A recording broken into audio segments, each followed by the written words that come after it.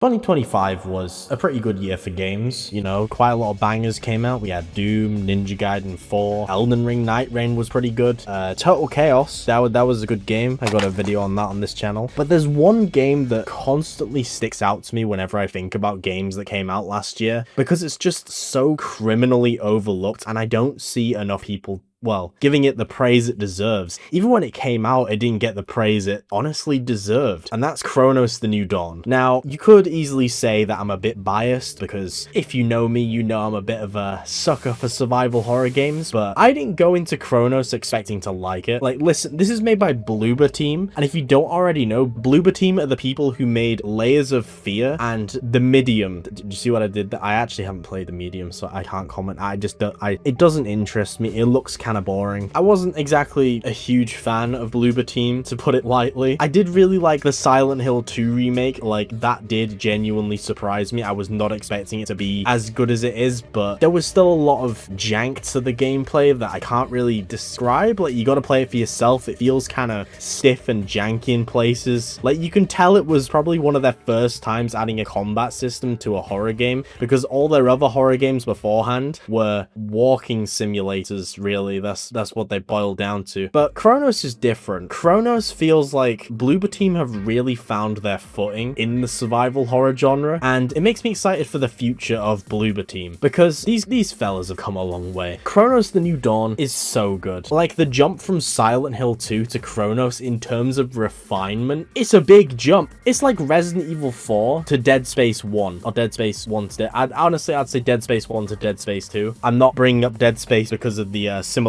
by the way, but listen, you know, as the character says when she reads the blood on the wall, if EA won't do it, then someone's gotta. Chronos: The New Dawn is the new Dead Space. It's the new sci-fi horror game that we all need. If you're a fan of Dead Space, do yourself a favor and play Chronos. There are a lot of similarities here, like the enemies, the orphans. They're quite similar to the necromorphs, you know, like they're these deformed abominations formed from human corpses, and they have a bit of a gimmick to them. Like, the necromorphs in Dead Space, you had to cut off their limbs, which went against the grain of horror games. You know, you used to solely focus on getting headshots, but headshots were ineffective in Dead Space, and it threw everyone off at the time. Chronos kind of does something similar, but instead of having you focus on a specific enemy in a combat situation, you have to focus on your surroundings, because if there are any corpses lying around, the enemies can merge with that corpse and become an even stronger orphan that can absolutely rock your shit, and they're also pretty terrifying. I can't lie. The designs of these things are disgusting, and I love them. They're amazing. They gotta be loved somehow, you know. I love these things. I would have a picture of them up on my wall if I could. I also really like how the weaponry in Chronos kind of feels unique as well, because almost every gun in that game requires you to charge it up before shooting for it to be even the slightest bit effective in combat scenarios. Like, you can do a decent amount of damage by clicking constantly and just firing pretty quickly, but the real hits come from those charge shots. So during combat situations, you really need to think and plan of when you're going to take a shot, and you need to make that shot count, because if you miss that charge shot, then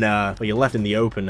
You're basically dead. You might as well just give up at that point, especially on the higher difficulties. And of course, Chronos is a horror game after all, so the atmosphere's got to be pretty important, and Chronos does not fail with that. It is oozing with atmosphere. It is incredible. Like, the whole time I was playing through it, I felt on edge constantly. I never knew when something was going to jump out at me, and the amount of detail in the world as well. Like, you can miss encounters just from whether or not you decide to kill a certain enemy at a certain point or sneak past it. Like this big guy who does this if you ignore him and then come back through later after getting the item you were looking for. I only found out about this because my good friend Joe played this game after me, and he recently made his first video on Chronos: The New Dawn. Incredible first video. I dreamt that I could make videos like this as my first video. Definitely go check him out. I will be putting a little info card in the top right here, and I will also be putting the video on the end screen. Go give him a watch. But when he was showing me the video, he showed me this giant orphan just run and slam through like a pillar, and I never saw that encounter in my playthrough, because I killed that thing straight away. I was like, ooh, free resources, and I just blasted him.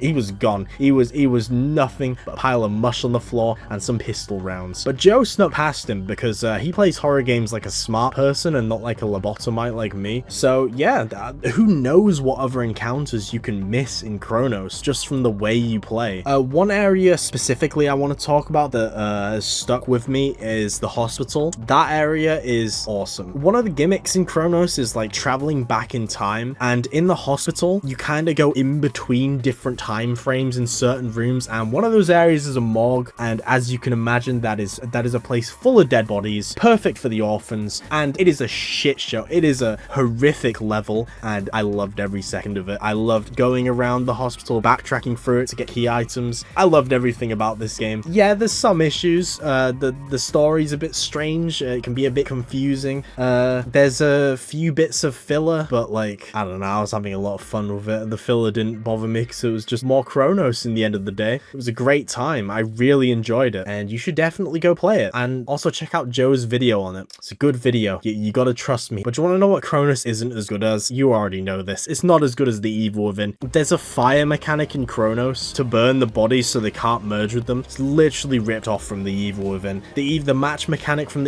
every game is copying the Evil Within. Think about it. The stealth in Resident Evil 4 Remake is literally like the Evil Within. The Evil Within invented stealth throw, and any game that has bottle throwing, taken from the Evil Within. The Evil Within has invented everything. Chronos is kind of close though. You know, Chronos is almost there, but you just can't top the Evil Within. Incredible game. Now, time to thank my Patreon supporters, and we have a new person, Nintendo Pro, and Profit. Well, technically two new people. Thank you guys so much for supporting me on Patreon. I really appreciate it. We also have the classics like Ryan IDC, Pitstab, Bouncer Storm Productions, and Daniel Levchenko. Absolute legends. And you know who else are legends? My channel members. And this list, it just keeps getting bigger. We got a new fella here. We got Liam Talks About, Andreas Stewart 8871, Ethank 78, Galaxy 11243, Floaty 38, Wolfborn TV, Rust on Wood, L Hayes 117, also known as Some Balding Guy Rambling Into the Void, Griefgar, and the OG Resistance Lion.